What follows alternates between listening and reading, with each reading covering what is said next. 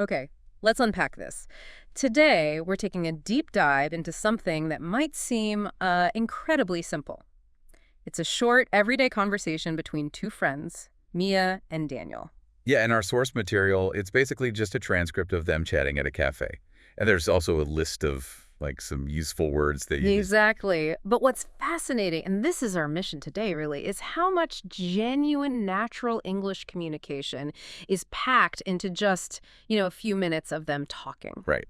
We want to look closely at this seemingly simple chat, understand how these real conversations actually flow, and importantly, pull out those specific vocabulary bits, those expressions that help you sound less like you're reading from a book and, well, more like a native speaker. Totally. Because you're going to hear them catching up on stuff that's just so relatable. Work struggles, trying to stay fit, or maybe failing to stay fit. Getting hooked on a new show, navigating life, all that good stuff. So the big question we're kind of tackling in this deep dive is, how much practical, usable English can we actually mine from this kind of short, authentic interaction? Let's find out. Let's dive in. All right, so jumping right into the flow of this catch-up, it kicks off pretty much exactly how you'd expect when you haven't seen someone for a bit. Daniel says, "Hey, Mia, it's been way too long. I'm starting to think you forgot about me." That opening is spot on, isn't it? Way too long. It's super common, maybe a little exaggerated, just to emphasize that, wow, time has really flown. Yeah, it feels like ages. And that starting to think you forgot about me bit, it's that perfect lighthearted tease, shows they're comfortable, they can joke around like that. Definitely. And Mia comes right back with the classic reason, haha, no way, I've just been swamped with work lately. You know how it is. Ah, swamp. There it is. Our first big vocabulary word from the list. And it's such a good one. It really is. It doesn't just mean busy. It means, like, overwhelmed. You're drowning in tasks. It paints a really vivid picture, much stronger than just saying, oh, I've been very busy. Absolutely. It's got that feeling of being underwater almost. And that little phrase she tags on, you know how it is. That's another gem, isn't it? It's like saying, we share this, right? You get it. You understand this pain. Totally. It builds instant connection. And Daniel obviously does get it because he says, totally get it. I've been juggling so many things too. Work, errands, trying to stay fit. And there's our next word, juggling. Yeah, not literal juggling, thankfully. No. But it's such a perfect metaphor, isn't it, for managing multiple things at once. Work, life stuff, health. Trying to keep all those balls in the air. Without dropping any. Right. No. It really captures that feeling of constant effort and maybe a bit of chaos just under the surface. Exactly. And speaking of trying to stay fit, that leads straight into another relatable struggle they bond over. Oh, yeah. Mia mentions trying yoga again, but says she can't keep up and her body hurts. Classic. And Daniel confesses he's been meaning to go back to the gym, but, and this is key, I always bail at the last minute. Bail at the last minute. Such a great phrase. It is. It means you fully intend to do something. You might even get ready. Put your gym clothes on. Exactly. And then right before it's time to go, you just, nope, decide not to. It's the perfect description for that procrastination or that sudden loss of motivation for something you feel you should do. Oh, it's so relatable. I think everyone's done that. And what's the usual alternative when you bail on exercise? Well, according to Mia, sometimes I just want to curl up on the couch and binge watch something instead. Enter binge watch, another one from our list. Yep. Defined as watching many episodes of a show in one sitting. It's just like core to modern life now with streaming, isn't it? Completely. It perfectly describes losing yourself for hours in a really compelling series. That feeling of just one more episode. Which naturally leads them right into talking about a specific show, this one called Echo City. Daniel says it's got everyone hooked. Got everyone hooked. That's a really natural way to say something's incredibly popular and addictive. People are just captivated. Yeah. And they mentioned staying up way too late watching it, saying they couldn't stop. Those are the classic signs, right? You're totally engrossed. Absolutely. And this is where the conversation really lights up, when they start talking about the show's plot twist. The plot twist. Mia's reaction is priceless. The plot twist totally caught me off guard. I didn't see that coming at all. And Daniel's right there with her. I was like, wait, what just happened? Perfect reactions. And those are two really crucial terms for talking about TV or movies. Plot twist, that unexpected turn in the story. Right. That moment that makes you gasp or rethink everything. And caught me off guard. It means it surprised you completely. You just weren't expecting it. Pow. Exactly. These phrases are essential for sharing that wow moment. They convey genuine surprise, maybe even a bit of shock. It's how we talk about exciting moments in stories. And they sum up the show as intense but addictive, which I think is a great description for things that might be a bit heavy or challenging, but you just can't pull yourself away. Mm-hmm. It captures that perfectly. And from there, the chat pivots again really smoothly into planning something fun together. Yeah, a watch party for this very show, Echo City. Right. And planning future hangouts, that's a huge part of these casual catch-ups, isn't it? Yeah.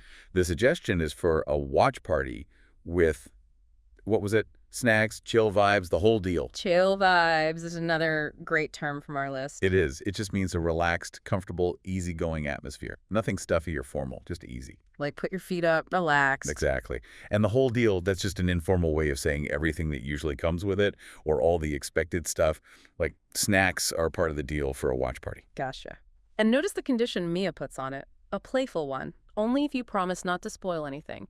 She even calls him Mr. Talks-a-Lot. Yeah, that little bit of teasing shows their comfort level. It makes their friendship feel really authentic. You can just picture them saying it.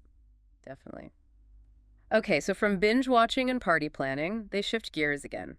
This time to the joys of work. Daniel asks, so how's work been? Still dealing with that picky manager. The dreaded manager topic, never far away in these chats. And Mia's description, not exactly glowing. Oh yes, he's still a piece of work. A piece of work. Our list defines that as someone who is difficult or unpleasant. Yeah, it's definitely not a compliment. It's a very common informal language when you're venting about someone who's just troublesome or annoying. And she gives the reason why he's such a piece of work. Micromanages everything. It's driving me nuts. Okay, 2 more key bits there. Micromanage, another vital term from the list. It means controlling every tiny detail, often unnecessarily. It's like they're breathing down your neck. Exactly. It shows a lack of trust, usually super frustrating for the person being micromanaged.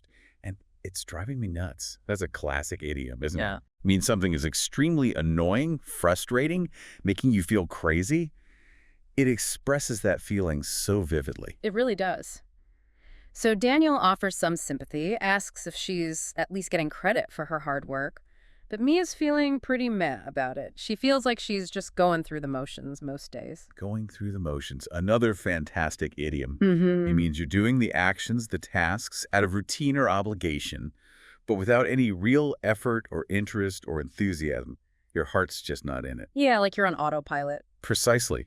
It's a perfect way to describe feeling bored or just totally disengaged with your job. And that kind of feeling, as Daniel points out, can really wear you down.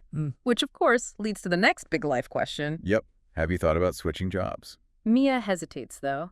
A little, she says. But the market's so competitive right now, it's a leap, and I'm not sure I'm ready. Okay, so competitive market. That's on our list, too. It means it's tough out there. Hard to find what you want because lots of other people are trying for the same thing, the same jobs. Right. It immediately explains why she's hesitant. It's not just laziness, it's a real barrier. And calling it a leap that emphasizes it feels like a big risk, a major change. Yeah, not just a small step. And this is where the conversation takes another turn, moving from venting frustration towards, well, reflecting on life's unpredictability. Yeah, they acknowledge it's tough, but then pivot to something a bit more hopeful. Daniel suggests maybe the right opportunity will pop up when you least expect it. And then you get that string of almost philosophical but very common everyday phrases we use to kind of cope with uncertainty. Like what? Well, things like, life's funny like that. Yeah. Got to stay open to new doors. Life has a weird way of surprising us. And that idea of one minute you're stuck, the next you're on a whole new path. Right. It's not like deep philosophy 101. No, not at all. But it's the comforting stuff we say, isn't it? The shared ways we talk about embracing the unknown and hoping things work out. Exactly. It shows how even in a casual chat, people touch on these deeper anxieties and hopes. And they use these common expressions to acknowledge that, yeah, life doesn't always go according to plan.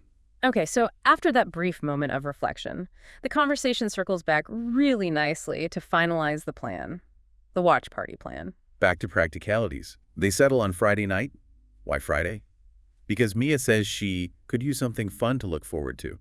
Which is totally understandable, right? Especially if work is, well, driving her nuts. It grounds the plan in an emotional need, wanting something positive to anticipate. Definitely. And Daniel offers to bring popcorn and his best movie commentary. Which immediately prompts that final playful warning about spoilers. As long as the commentary doesn't come with spoilers. Yeah. And Daniel's response, he makes a promise.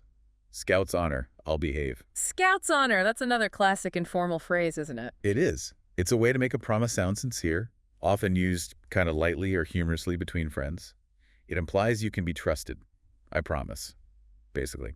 Got it. So they confirm the plan, calling it a date. Well, a friendly one, which is just a cute, informal way to frame it. Yeah, keeps it light. And they both express that they're looking forward to it, can't wait. And same here, mutual anticipation. And then they wrap it all up by acknowledging the connection itself. It's really nice catching up, Daniel says. And the final promise, let's not wait so long next time. Which brings the whole conversation full circle, back to the beginning where it had been way too long. So, you see, in just those few minutes, they zip through greetings, making excuses, sharing struggles with fitness and motivation, bonding over a TV show, planning a social event. Venting about work frustrations, discussing career anxieties, doing a bit of life reflection, and then confirming those future plans. It's like a mini snapshot of two lives intersecting. And they did it using all these natural conversational tools, these common words and phrases. Exactly. And as we went through that analysis, you probably heard many of those terms that were specifically highlighted on the vocabulary list that came with this transcript. Understanding these words and phrases isn't just about memorizing a definition from a list. It's about seeing them in action, understanding why they're used and why they make the conversation sound so real, so natural. Absolutely. So maybe we should pull out that list now explicitly and just quickly revisit these key terms one by one, thinking about the why behind them. Good idea. Let's do it. First up was swamped. Yeah, Mia used it right at the start. Swamped with work. Right. So meaning very busy, but crucially with that added feeling of being overwhelmed, overloaded, like you're wading through deep water or mud. That's the image. Yeah, much more evocative than just busy. Definitely. Okay, next, juggling. Daniel used this one. Juggling so many things, work, errands, fitness. Perfect example. Managing multiple things at once. And the metaphor works because juggling implies skill, effort, and the constant risk of dropping something. It captures that feeling of having too many demands. Totally. Okay, the manager. The lovely manager was described using micromanage. Yes. To control every tiny detail of someone's work. It implies they're overly controlling, maybe don't trust you, and it's usually incredibly frustrating. It specifies how the manager is difficult. Got it. And the reason Mia was hesitant about finding a new job, the competitive market. Right. A situation where it's hard to succeed because many people want the same thing, in this case, jobs. It explains the difficulty concisely. It's not just her feeling, it's an external factor. Makes sense.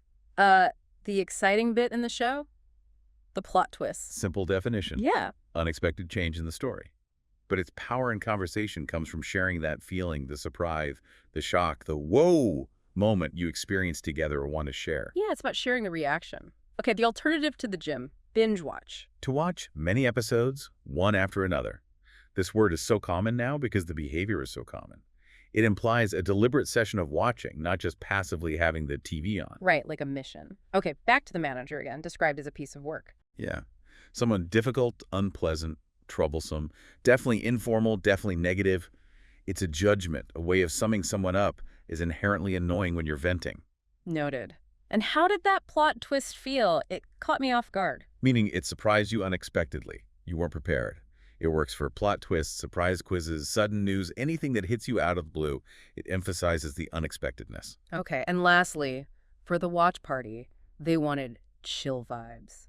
A relaxed, comfortable atmosphere. It's all about the feeling, the mood, not tense, not formal, just easygoing and pleasant. A great informal term for setting the tone. Perfect. So looking back at these terms, swamped, juggling, micromanage, competitive market, plot twist, binge watch, piece of work, caught off guard, chill vibes, you can see how they're just woven into everyday chat about work, life, fun. Yeah, they're not fancy words, but they are kind of essential, aren't they, for understanding and really participating in these normal, everyday English conversations? So what does this all mean for you, listening in?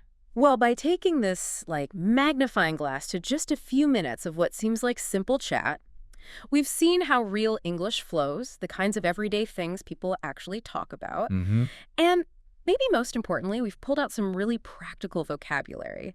These words and phrases, they're kind of your shortcut to sounding more natural, more fluent in those casual settings. It really does highlight that you don't always need complex novels or academic texts to improve your conversational English. Hmm. Sometimes just listening closely to simple, authentic interactions like this one that gives you the actual language tools people use every single day. The tools they use to connect, to share what's going on in their lives. Exactly. It is truly fascinating, isn't it? How much depth you can find in just the everyday. Think about how much of our connection with, friends, family, coworkers relies on these shared informal ways we have of describing things. Our busy lives, our little frustrations, the simple joys, the plans we make, Right, all of it. which kind of leaves us with a thought to ponder, doesn't it? Beyond the topics me and Daniel covered, work, fitness, TV, what other common everyday situations out there? Maybe grabbing a coffee, your commute, going shopping, even just walking the dog. What essential informal vocabulary belongs to those situations? Things you might not even notice unless you really stop and listen closely. Exactly. Yeah. So maybe keep an ear out for that. See what you notice in the wild.